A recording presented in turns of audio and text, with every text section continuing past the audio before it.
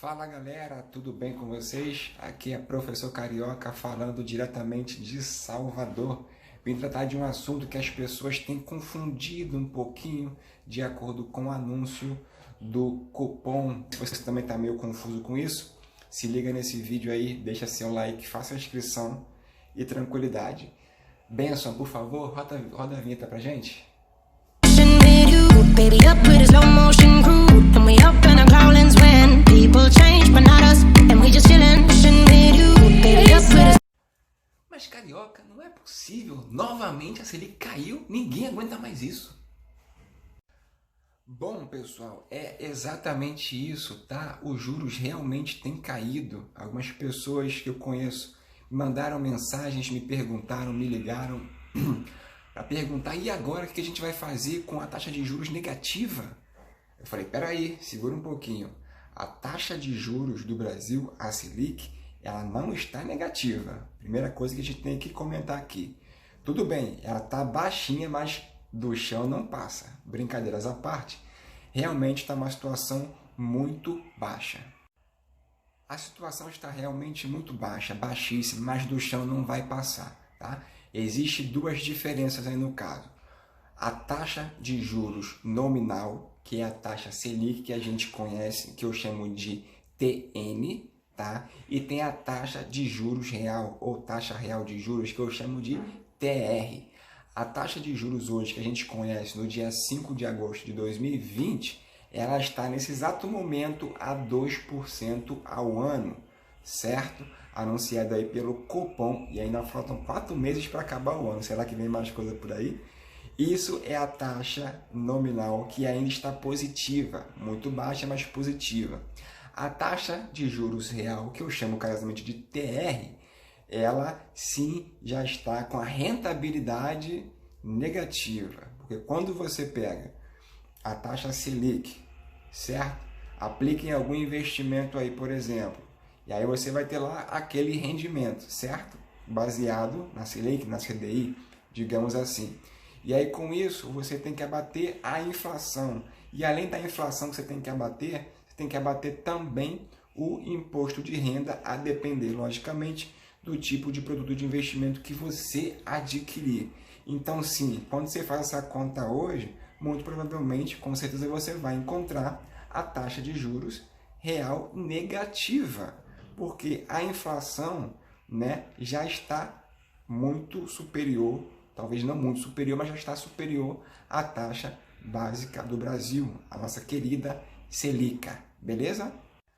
Para esse caso em específico, né, em produtos de investimento em renda fixa, a taxa de juros real está realmente negativa, mas por conta da inflação e do desconto que tem do imposto de renda nesses produtos de investimento, tá?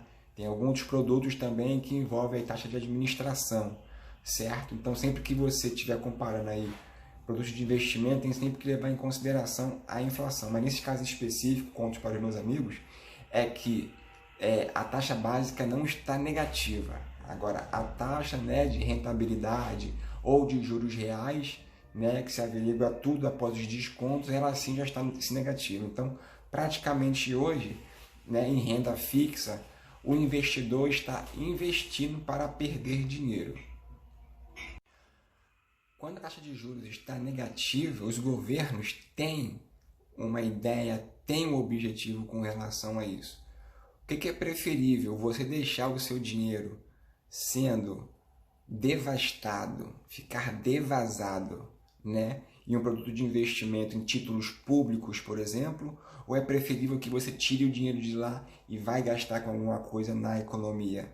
Isso faz com que a economia comece a girar. Esse é o pensamento de se aplicar taxa de juros negativa nos países. Isso foi muito comum em 2008 nos Estados Unidos, quando teve aquela crise do subprime, né? Foi aquela crise da bolha imobiliária.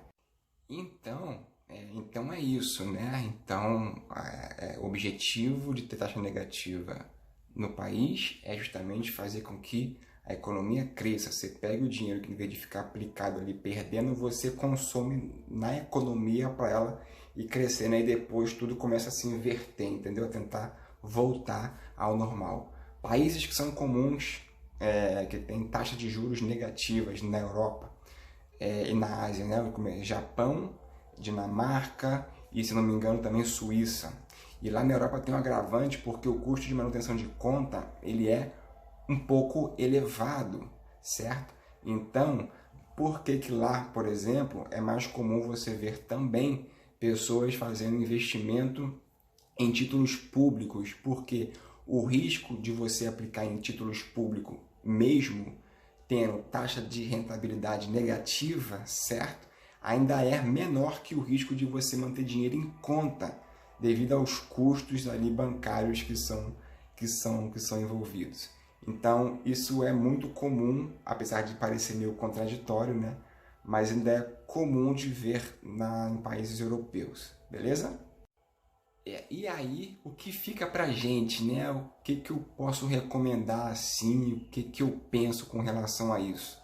Para quem está iniciando agora, né, e começou aí, né, nos produtos de investimentos de renda fixa, né, que são assim menos arriscados, não tem jeito, né? Com a taxa caindo cada vez mais, as pessoas terão que andar com o pé na calçada e o outro pé também na rua, tá?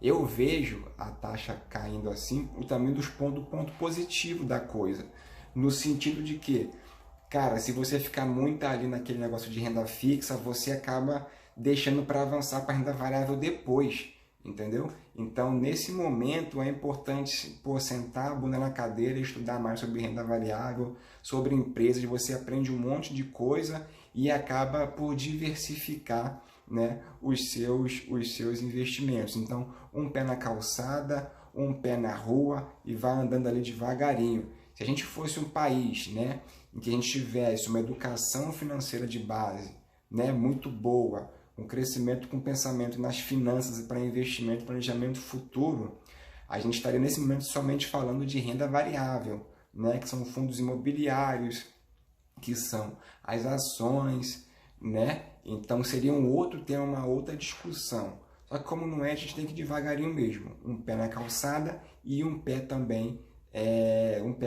na rua, tá? Então eu vejo isso como um ponto positivo para as pessoas saírem da zona de conforto e partirem para também a renda variável, para poder pegar um pouco mais de rentabilidade. Por falar em rentabilidade, né, eu aposto que tem especialista falando, ainda não cheguei a ler nenhum, mas provavelmente eles vão continuar indicando. Mantenham sim a sua reserva de emergência, né, em Tesouro Selic, né, em CDBs com liquidez diária, certo? Ou até mesmo no conta, né, do Nubank. Por quê? Porque a ideia para esses investimentos não é você ter ganhos, rentabilidades maiores, é para você deixar ali o dinheiro para reserva de emergência. Esse é o objetivo com esses investimentos, né? Que são aí mais renda fixas mesmo. Então, para os outros investimentos, pé na rua, você tem que buscar conhecimento para conseguir jogar nesse mercado, nesse mundo, né? Desse mercado financeiro mais robusto, mais profissionalizado, vamos dizer assim, tá? Mas não é inacessível para ninguém. Eu, inclusive, eu não sabia nada e hoje eu me arrisco nos dois mundos, né? Reserva em renda fixa e procuro alavancar mais ganhos, rentabilidades no mundo da renda variável. Então isso lá atrás, anos atrás, me forçou a sair da zona de conforto, o que para mim foi muito positivo. Beleza? Outro ponto positivo que eu enxergo nisso, nessa queda da taxa Selic, é justamente a gente começar a aprender, ter uma visão de longo prazo, entender nesse planejamento aí esticado por mais de 4, 5 anos, e não mais com a visão de tentar ganhar algum dinheiro daqui a um ano, que provavelmente isso não vai acontecer, né? A não ser no mundo de renda variável, mas mesmo assim é difícil, porque exige um tempo de maturação, principalmente para recuperar o né? O pós-recessão, o pós-crise pandêmica e entre outras variáveis aí. Então, para mim, um ponto positivo também é essa visão de longo prazo que vai ser na gente, de certa forma, aos pouquinhos instaurado. Isso é muito bacana. Então é isso, pessoal. Espero que vocês tenham gostado, tá? Falei aqui um pouquinho da diferença entre taxa de juros nominal e taxa de juros real, TN, TR, quais são as suas diferenças, tá? A minha visão é de como é que vai se comportar agora o investidor e os investimentos, tá? Eu vejo coisas positivas mesmo estando em situações negativas, né? Isso é um aprendizado que a gente tem que ter diariamente em nossas vidas.